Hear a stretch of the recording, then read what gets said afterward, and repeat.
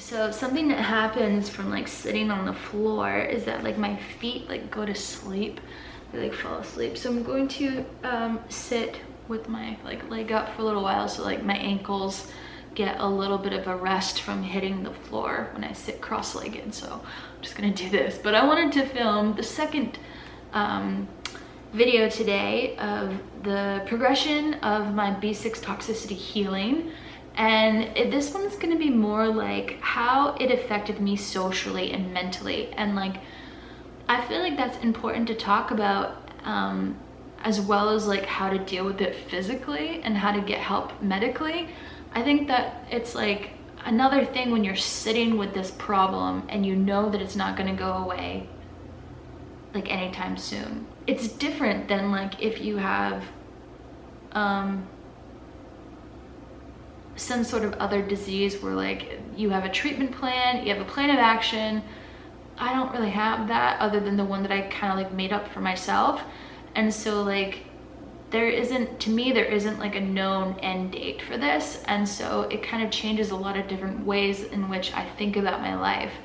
So like dramatically, like I'm gonna be real honest with you, dramatically speaking, when I was first toxic and then I was detoxing during that time where like you have a half-life of your B6 vitamin in you, the first like 30 or something days or whatever, it's so rough. Like you're detoxing for the first like month or whatever, and your symptoms just get worse. You feel like you're dying, or at least I felt like I was dying. Your symptoms are way worse than they were before. And it's like, I literally was like, should I just prepare to like have all my fun?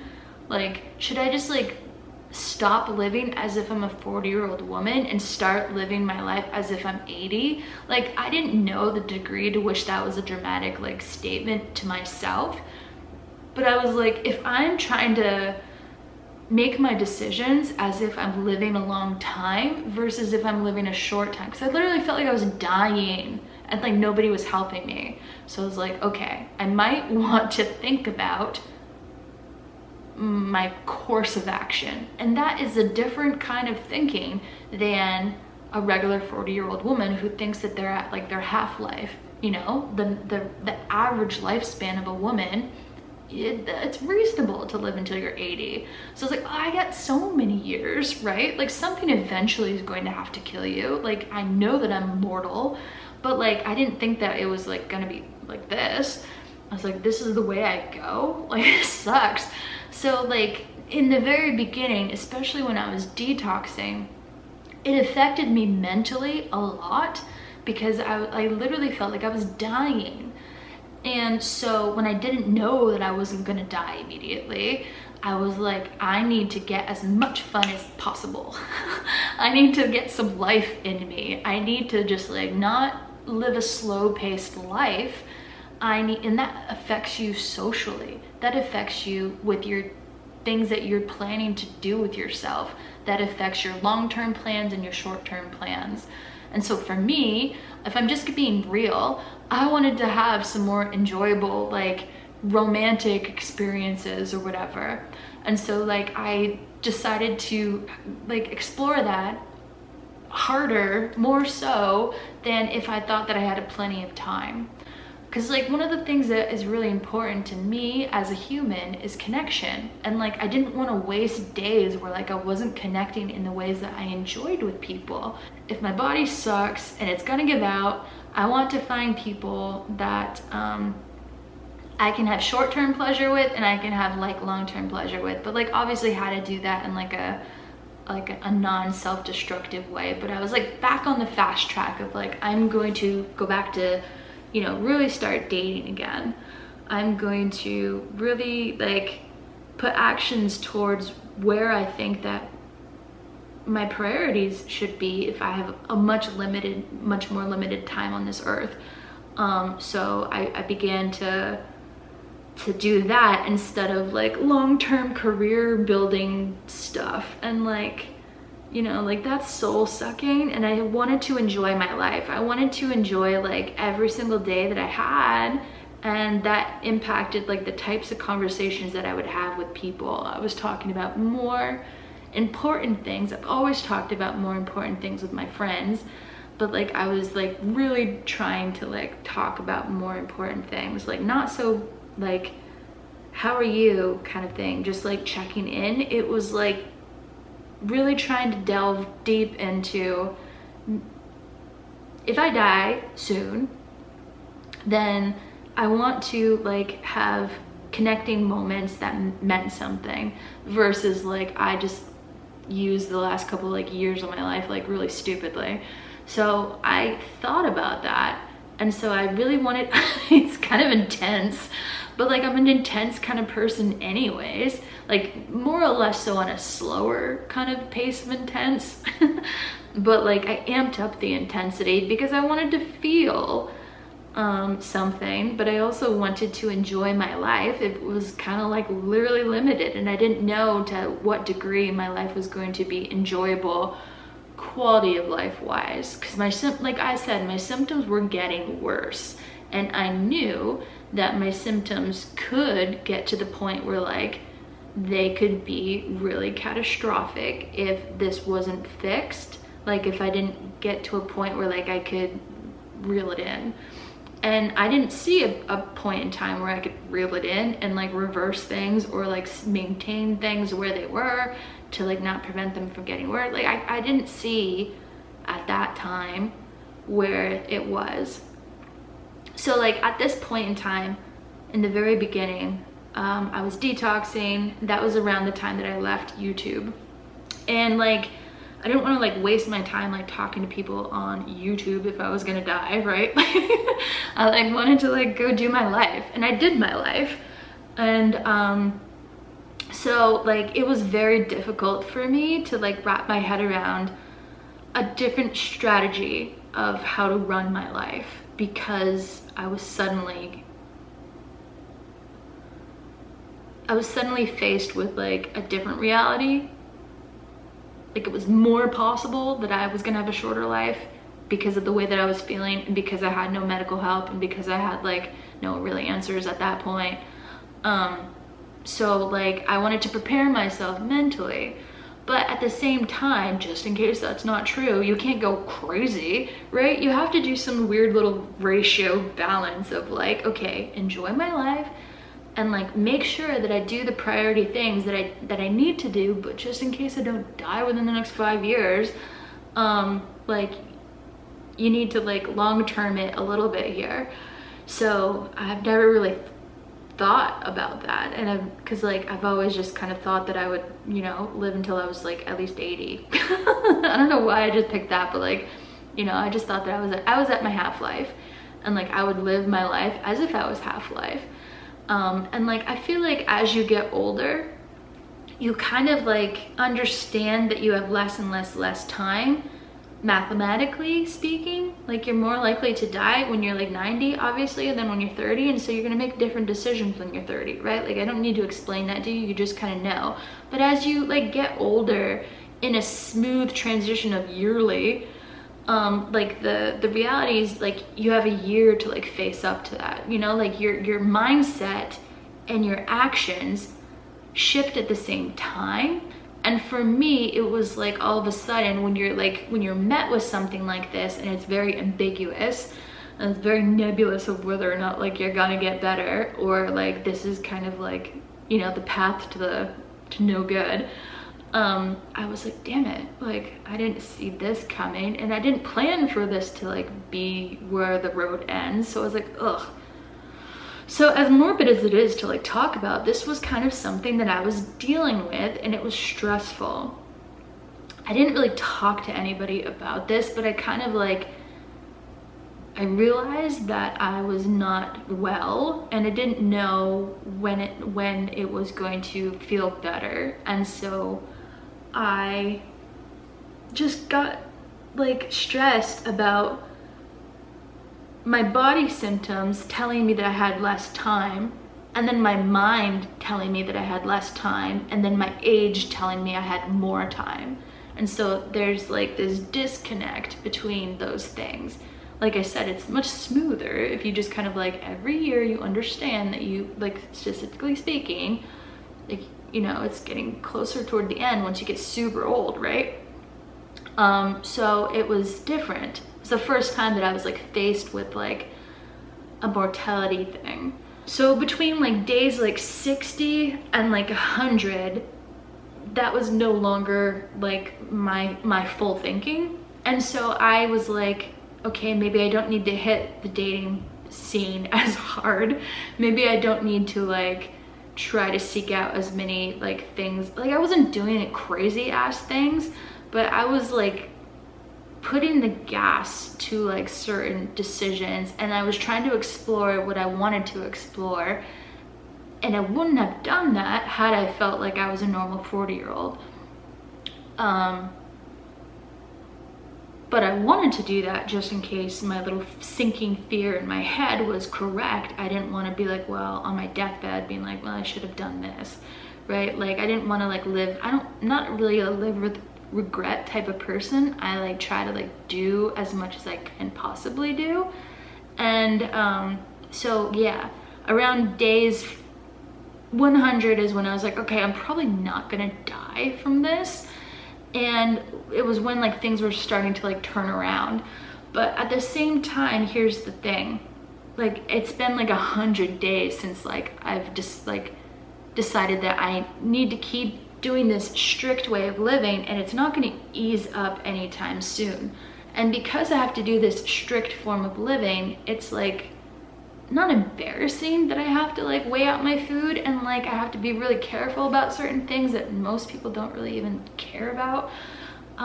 It like makes me look weird to like other people, and there's something vulnerable about that, because it's like they don't really understand it.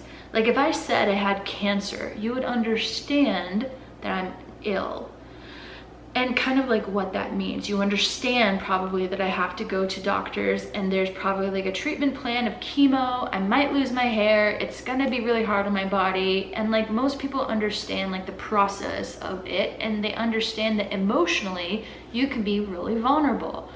For me, this was like, I have this thing where people don't understand this. Even doctors don't understand it. I don't understand it. I just know how I feel in my body, and it's like, ugh.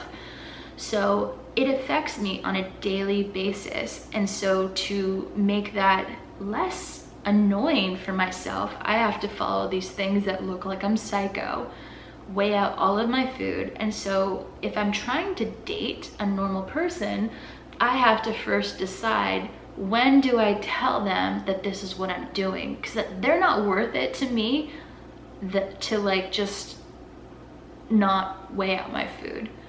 Like to look normal is not worth it to me. Like I'll fall backwards in my process and my progress that I've made. And so I actually have to make like this decision. When do I tell them this vulnerable thing? When do I tell them that I don't know when I can stop doing this? It's gonna make me look like I'm high maintenance if I go out to eat on a date with them and I'm like, well, I can't eat that. Or like, I'm gonna eat before I see you. And they're gonna think that I have like an eating disorder or something.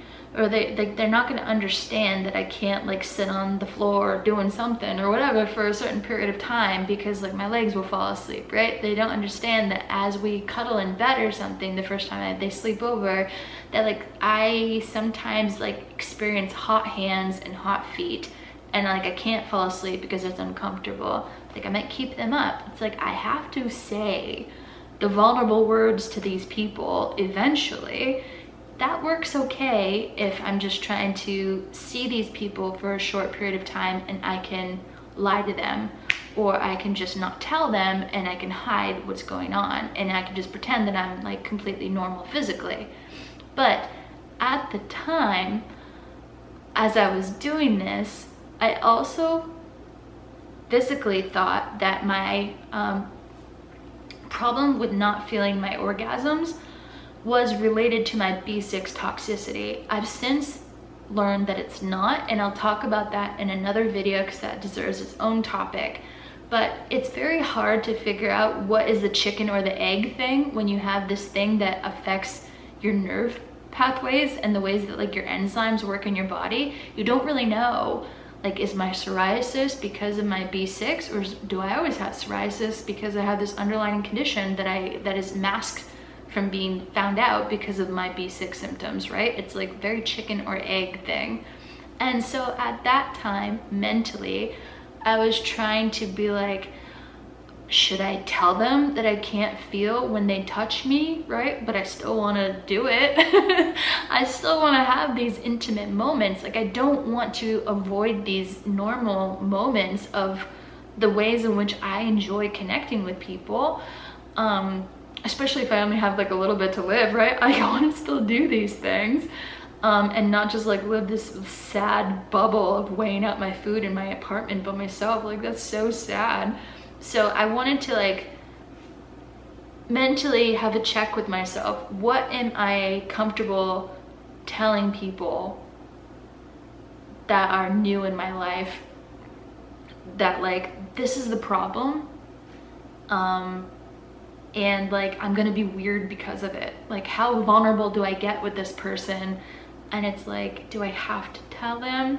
I sort of don't think I have to tell them, depending upon how long they'll be in my life, right? It's not anybody's business.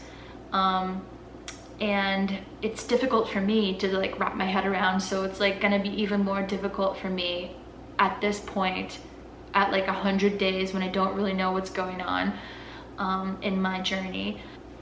Like, how to explain it to somebody? I can't even explain it to myself, and it's like really difficult. But I know that I want these things, and so I know that there's gonna be this weird ratio. I know that I want to have like in-person friends. I know that I want to travel to see my friends and family, but I don't want to fall back on, I just lose all the progress that I've made by weighing out my food and like messing up my intake and like messing up my blood levels and like messing up my nerve regeneration or whatever, messing up my progress if I like travel.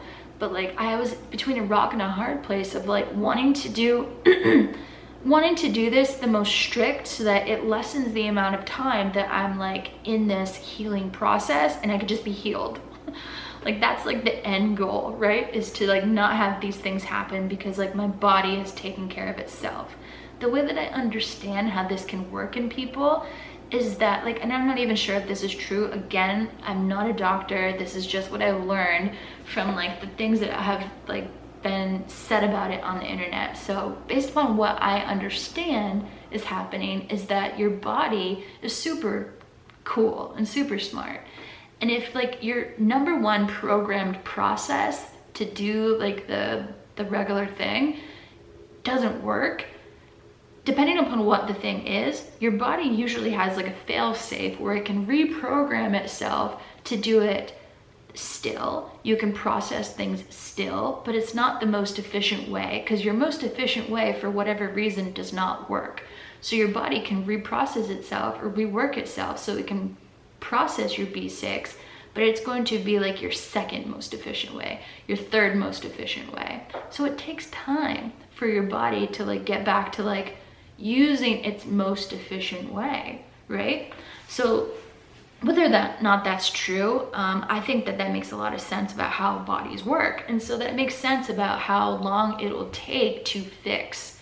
And it makes sense about how my recovery is different from somebody else's recovery, because somebody else's recovery, you could be like at efficiency level, like I don't even know what, but it's way past 1 or 2, where like your body still is able to live, but like the way that you process something is like super not efficient anymore. Like you're using some sort of like different pathways that like were never supposed to be used for the excretion of your B6 stuff.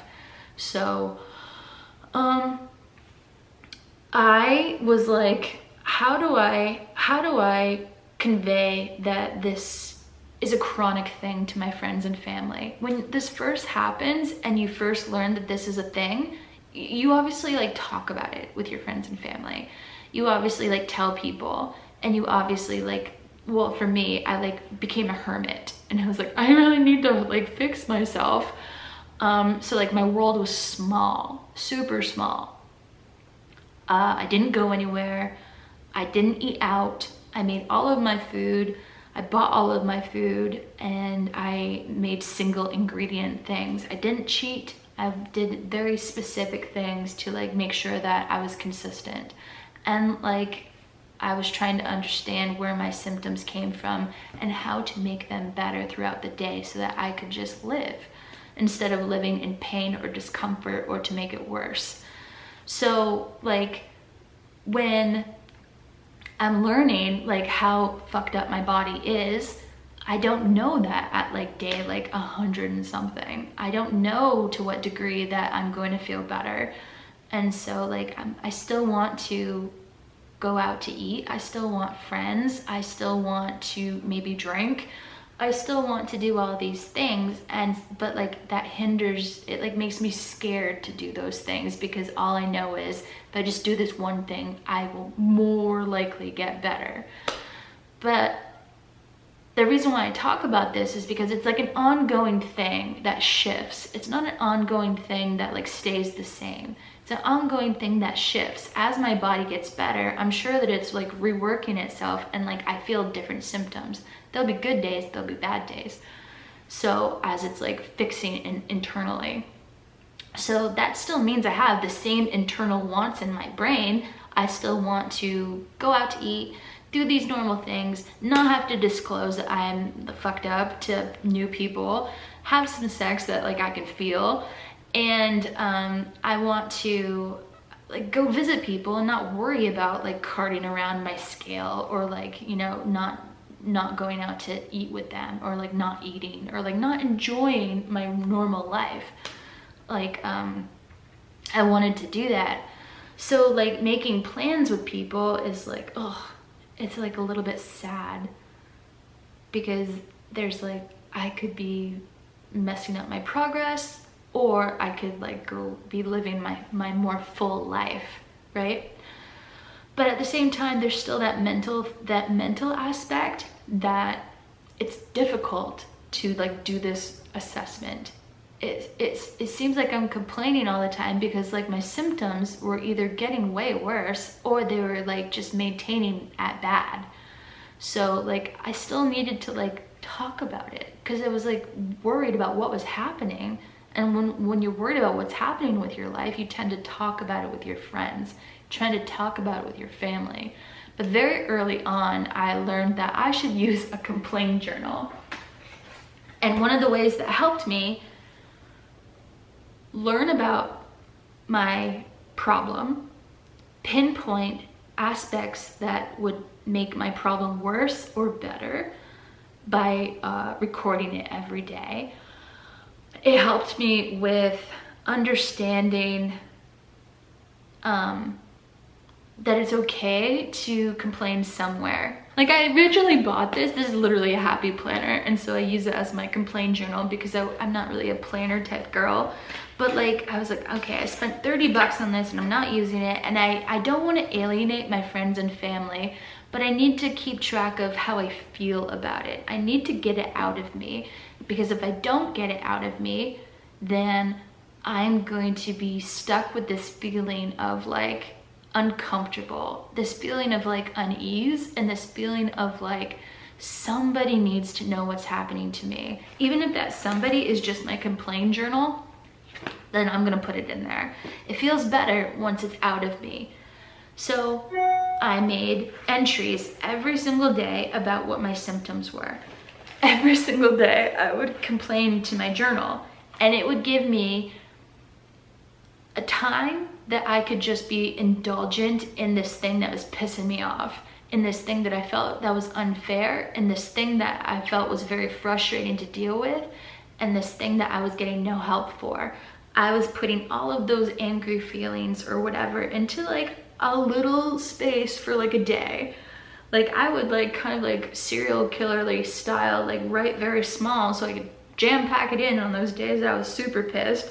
And on the days that I was like kind of okay, I just like wrote a little bit, right? So like I really used it as much as I wanted, but it was important that it had like a confinement. So like my confinement was the area of space that was like I was given for the day. It's like very small, it's like this, like 2 inches or whatever. by like maybe 5 inches. So I couldn't write a ton. So it wasn't going to take me like 2 hours to complain to this journal. If I had like a blank journal, maybe that wouldn't have worked so well because I could just go on complaining forever. If I knew that I had confined area of space, I had to be concise with my thoughts when I wrote it down. And then once I wrote it down, it felt better. It was like a way that I could get it out and then get on with my day.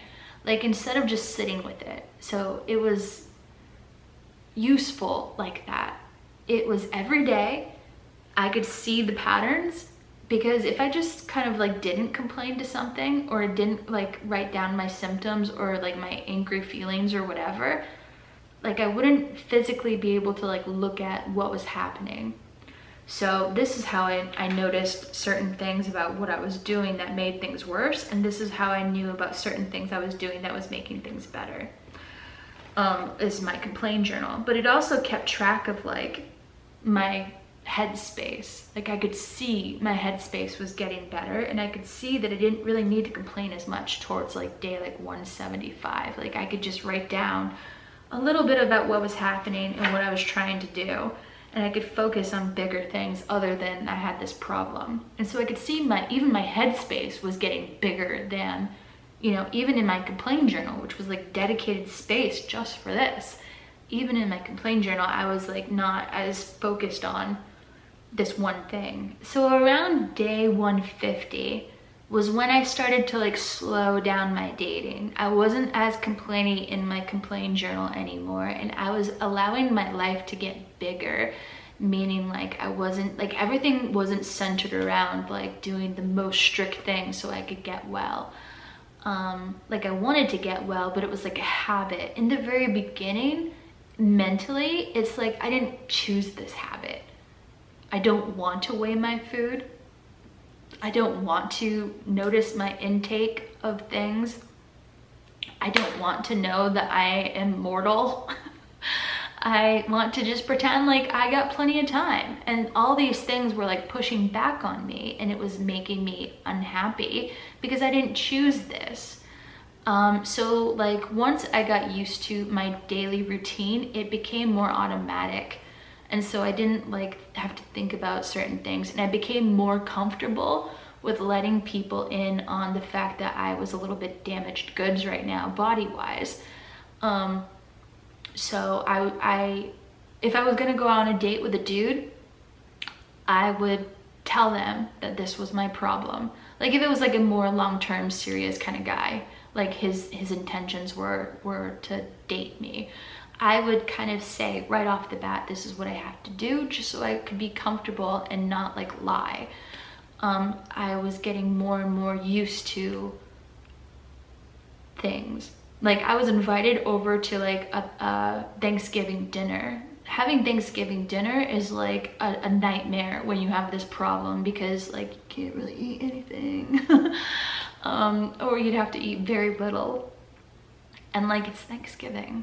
You want to eat everything. And so I didn't want to be tempted, and I didn't want to feel bad that I couldn't eat with them. And I didn't want to eat, like I didn't want to just sit there and not eat. So like my solution to being invited to somebody's Thanksgiving dinner was, I will eat what I need to eat and weigh it out at my house. And when I'm done dinner and you're done dinner, I will come for like the games after. So therefore, like I didn't expose myself to like a situation where like it was gonna make me uncomfortable and make me sad. It's already sad that I have to deal with this.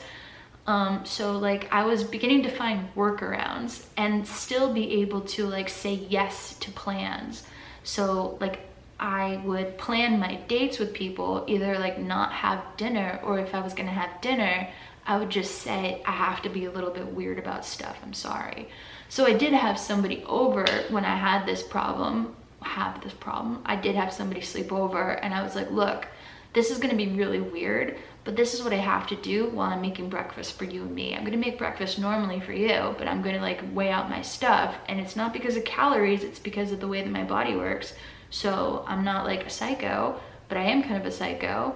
But like it just made me feel better that I was transparent about what I was doing. But by that point, I was used to the automatic process, and so it didn't feel weird. So that was like the mental shift. I was using my complaint journal, I was expanding my life beyond things, and I wasn't like really, I didn't think I was gonna die anymore like from this. I felt like I could, like, it's really not a laughing thing, but like I was beginning to understand that that wasn't like the case right now. Like I was gonna be okay, I think. So I was shifting how comfortable I was and how much my automatic habits were becoming ingrained in my daily life now. I was beginning to accept that this was my life now. I was beginning to still do a lot of research, but I wasn't as angry.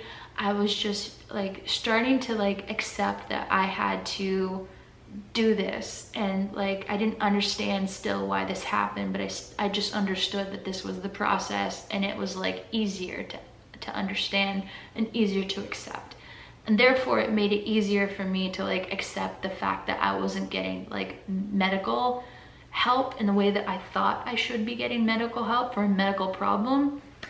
So like it made it easier to like, made it less disappointing basically. So it's really important to have these stages of like mental development and like mental awareness during something where it's like a chronic thing, because you can't just stop your life. Like you can stop your life for a little while to like get a game plan and to like see what's going on and to see what you want to do.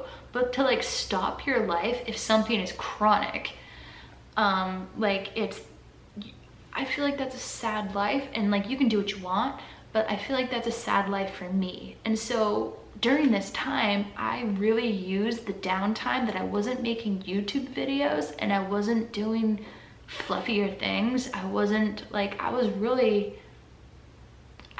trying to expand intellectually. I was really trying to expand my experiences. I was really trying to like have diversified experiences that I was like kind of like too scared to have before.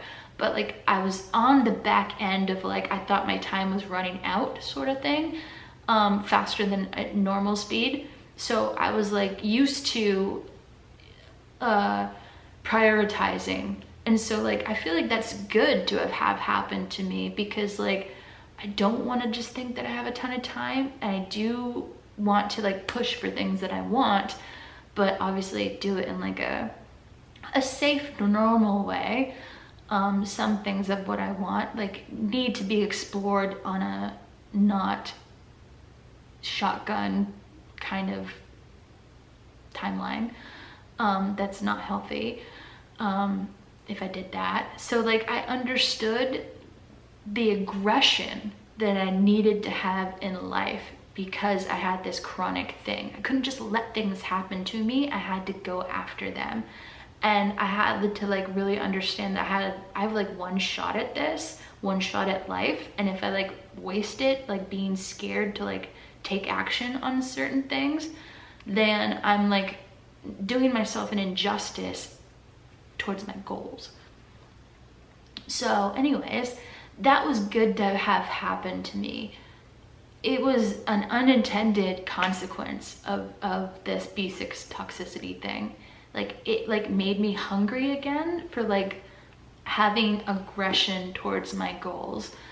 And it made me like not so bogged down in like daily problems. It made me like more like understand that daily problems are gonna happen, obviously every day, right?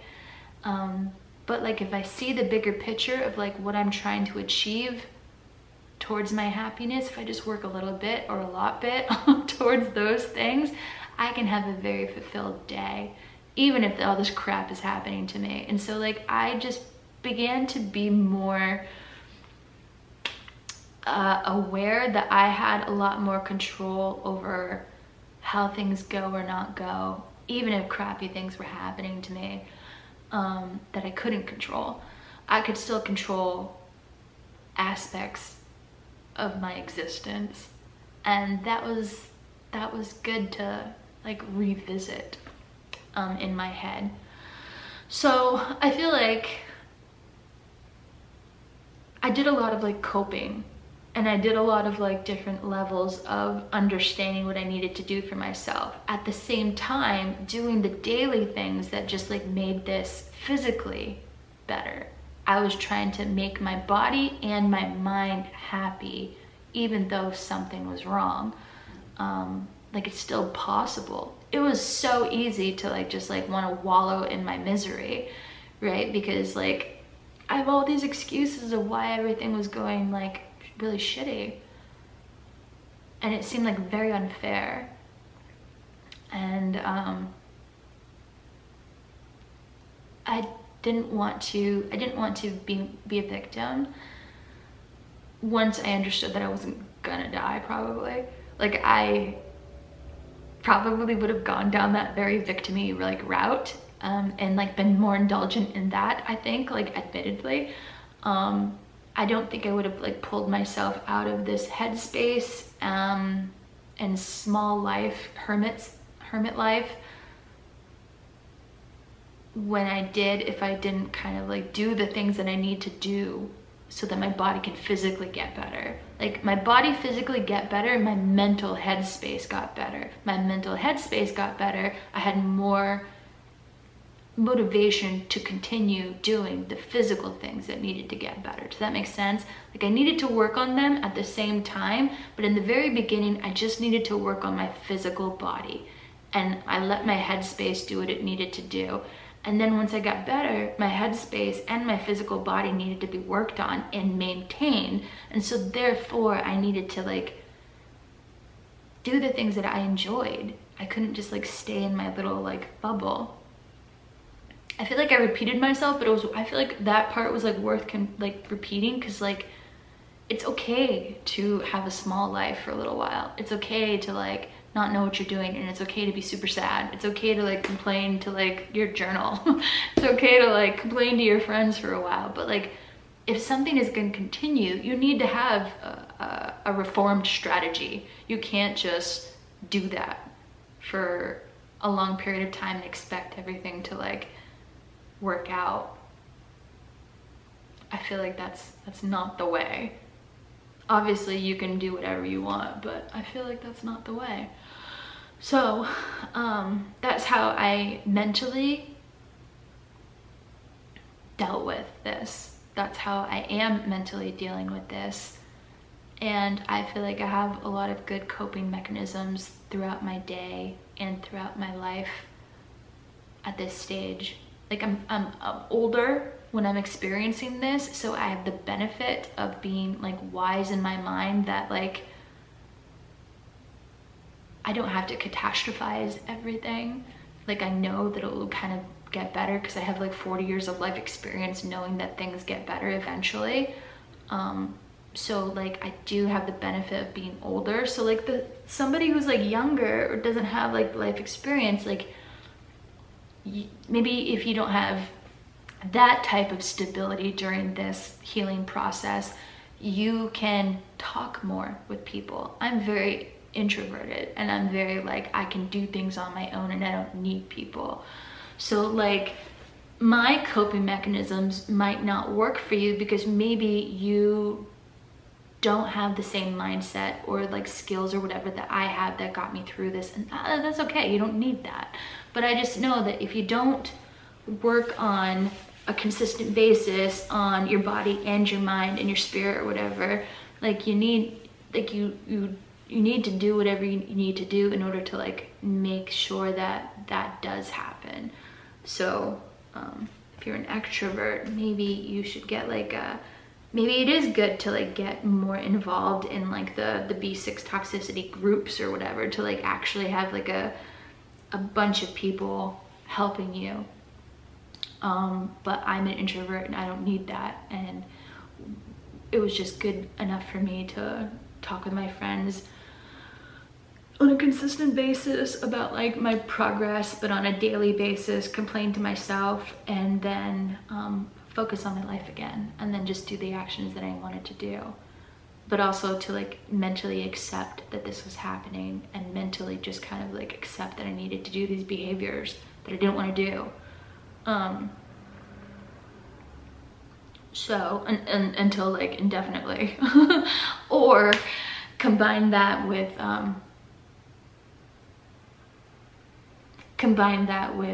trying to push for more medical team answers, right? It's like you have to be so mentally sharp to like stay on it and to stay aggressive and to like figure stuff out.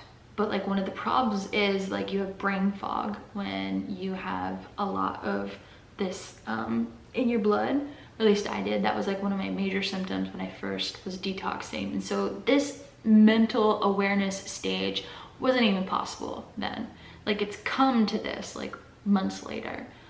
But like I was doing the baby steps that I needed in order to build towards it. Like I just did what I needed to do for my body to keep working. And then like my mind took a break, right? So the way that I let my body work was I reduced all the things that were stressful for my mind. I stopped YouTube. I stopped doing a lot of stuff. I started trying to free up my mind space so that I could just focus on building new habits for my daily life. Every single day we get up and we do this. We get up and we try to get healthy again. We get up and we like just make my body better. And then like once my body got better, towards better, I could see that I wasn't gonna die. Then switch to incorporate how to get my mind better. And by then your brain fog is a little bit like less, and you could think longer and you could think clearer and you could plan strategically like a lot better.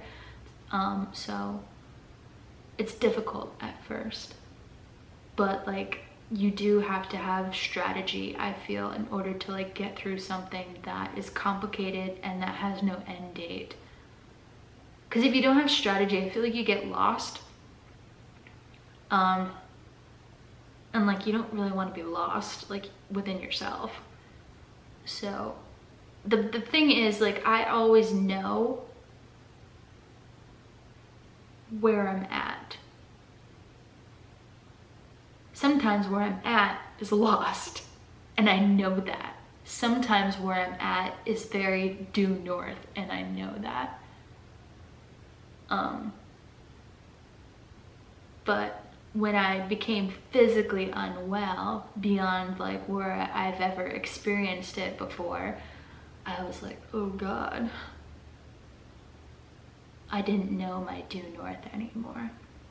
And so this, I guess, is just a long-winded explanation of how I got that back and the coping mechanisms and the mental process of all that happening. Because it's not just a physical thing that you're dealing with. It's a mental toll. Like, so it was important for me to like, once my brain worked again, to like, how do I like use what I have right now, like against me? And how do I turn that into like, I can still do what I want to do, but like find happiness in the things that I love to do? Like, how do I mentally grow? How do I have connecting conversations? How do I date people and have connecting like experiences? How do I have enjoyable experiences that I've never had before? Like, how do I advance financially? How do I do all these things that are important to me, but I still have this like this handicap or whatever? I had to relearn how to do all these things, and I didn't know that I was capable of like making a due north number 2, right? Like I should have mentally understood that I'll probably have a due north number 5, and like it's fine. But this is the first time that I'd been off of my path, and like my path wasn't working because I wasn't working the same way. But I had to take into account where I was at currently.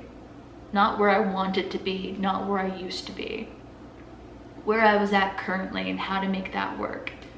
So that was my process. Like, you can even have like definite new goals. Like the goals that you had before this like handicap happened to you, maybe they're not even like the things that you care about anymore, like after a while, after you've had like your reflection period. They're not like things that you really care about. So like think about what you care about and like get back to that. So for me, the things that I cared about are just a concentration of what I've always cared about. So it's just like easy, not easy, but it's not like I have to rework who I am. I'm just like more focused on less, I don't know. I was never like a time waster during my day. Like I always try to make it count, but like there's something about this process that's just like, I really, like it's very concentrated now. Like I really know what's important or what's not. So what I have time for, because at the same time I get very tired. And so in my window of time where I'm not tired, I want to make the most of it during that time.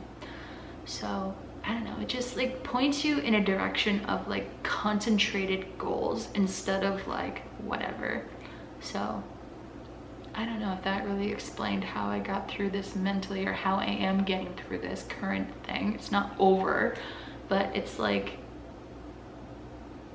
at a point where like I feel like I understand it. If it doesn't shift, if it doesn't shift towards worse, I can understand the process currently. I'll have to do like some more like soul searching probably if it gets much worse, or if it like turns like a totally different unexpected corner. But I think I'm on a good path, I guess. So that's what I kind of wanted to talk about with you, and hopefully this was helpful. I'm sorry, I'm like a little bit, not fidgety, but secret. I washed these pants with a shirt that has like a ton of lint. This is like lint from my cotton lint from my shirt. I should just throw away that shirt. It just makes my clothes all messed up. So I'm one of those people that like lint rolls like pet hair off of my pants. So like this really bothers me. Anyways, you don't really need to know that I'm kind of weird about that. But that is my story. That is where I'm at, and I hope that this helped you guys, and I will see you guys in my next video. So take care and be well, and I'll see you guys soon.